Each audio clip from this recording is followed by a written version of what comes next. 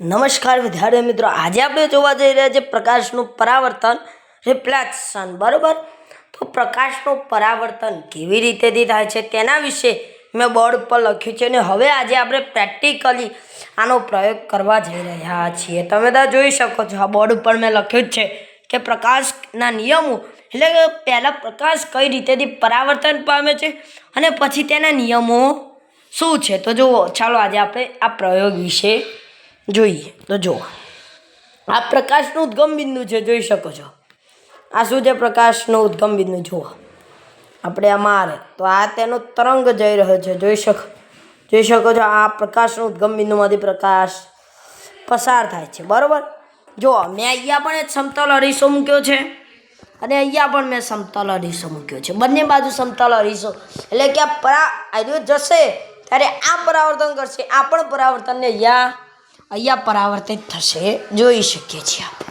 હવે આપણે જોઈએ, અને બીજું પણ જોવાનું છે કે આજે આપણે એ વસ્તુ જોઈશું કે આ જે છે, આ ચળકતી જે સપાટી છે એના ઉપર ઘણા બધા કાણા છે. જો એ પ્રકાશ જેવો પસાર થશે ત્યારે આપણે આને વચ્ચે મૂકીશું અને ત્યારે આ સામે જે છે ત્યાં તેના પ્રતિબિંબો રચશે. તો તેના વિશે હવે આપણે શરૂઆત કરીએ. તો હવે આપણે પ્રકાશના ઉદ્ગમ કેન્દ્રમાંથી પ્રકાશને પસાર કરીએ. જોઈ શકો છો. જો વિદ્યાર્થી મિત્રો, આ પ્રકાશનું પરાવર્તન થઈને અહીંયા છે. બરાબર છે, અને આ 45 એટલે કે 90 અંશની ડિગ્રી બનશે. બરાબર છે. જો આ પ્રકાશનું પરાવર્તન અને અહીંયા પડશે. બરાબર, અને આને જ પ્રકાશનું પરાવર્તન કહે છે. જોઈ શકો, આ અપાત થઈ રહ્યું છે. બરાબર છે, આ અપાત થઈ રહ્યું છે. જો અપાત થાય છે ને આ પરાવર્તન પામે છે. બરાબર, હવે આપણે કોઈ ચળકતી સપાટી જે છે, બરાબર છે, આપણે હવે જોજો, હું તમને ફરીથી બતાવું છું. કેમેરો વધારે પડતો ઝૂમ કર્યો એટલે તમને નજીકથી દેખાય. જો આ 90 ને 45 અંશનો ખૂણો બને છે. અપાત બરાબર આય અને અપાત બરાબર અને પરાવર્તિત બરાબર આય. બરાબર, એવું કંઈક છે. બરાબર, મોઢે નથી યાદ, પરંતુ કહું છું ખાલી એવા સૂત્રો તેની અંદર લાગે છે. બરાબર, અને જુઓ, આવા વચ્ચે રચાતા કોણને અપાત કિરણ વચ્ચે રચાતા કોણને અપાત કોણ કહે છે અને પરાવર્તિત કિરણ વચ્ચે રચાતા કોણને પરાવર્તિત કોણ કહે છે. જો જ્યારે અરીસા પર અપાત થાય છે અને ત્યારે જે પરાવર્તિત પ્રકાશ પાછો પડે છે, તો આવા કિરણને પરાવર્તિત કિરણ કહે છે.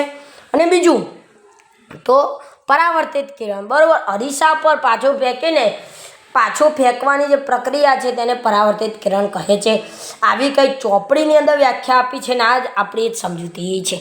હવે આપણે શું કરવાનું છે? આજે ચળકતી સપાટી જોઈ શકો છો, આ લેઝર લાઇટનો બીજું પડ. બરાબર છે વિદ્યાર્થી મિત્રો, બરાબર છે, આ લેઝર લાઇટનું બીજું પડ છે. બરાબર છે, તો આની અંદર પરાવર્તિત કઈ રીતેથી થાય છે તો એ આજે આપણે જોવાના છીએ. તો જોઈ શકો છો વિદ્યાર્થી મિત્રો. જો હવે આપણે આજે ચળકતી સપાટીને આપણે વચ્ચે મૂકીશું, જોઈ શકો છો. બરાબર છે, હવે આપણે આની અંદરથી જેવો પ્રકાશ પસાર કરીશું ત્યાં જોઈ શકો છો વિદ્યાર્થી. બરાબર છે, આને આપણે નજીક લાવીશું એટલે કે સામેલી દિવાલ ઉપર જો આના 2 થી વધુ પડતા આના પ્રકાશના તરંગો છે, અહીંયા પણ જોઈ શકો છો આના તરંગો દેખાઈ રહ્યા છે. બરાબર છે, જો એટલે કે આવા જે આ પ્રકાશની એક જ કોણ જઈ રહ્યો છે, જોઈ શકો છો. પરંતુ આ ચળકતી સપાટી એને અલગ આની અંદર બહુ બધા કાણા છે, અતિશય એટલે કે સૂક્ષ્મ, અને એમાંથી પ્રકાશ જ્યારે પસાર થાય છે ત્યારે એક પ્રકારની ડિઝાઇન બને છે, જોઈ શકો.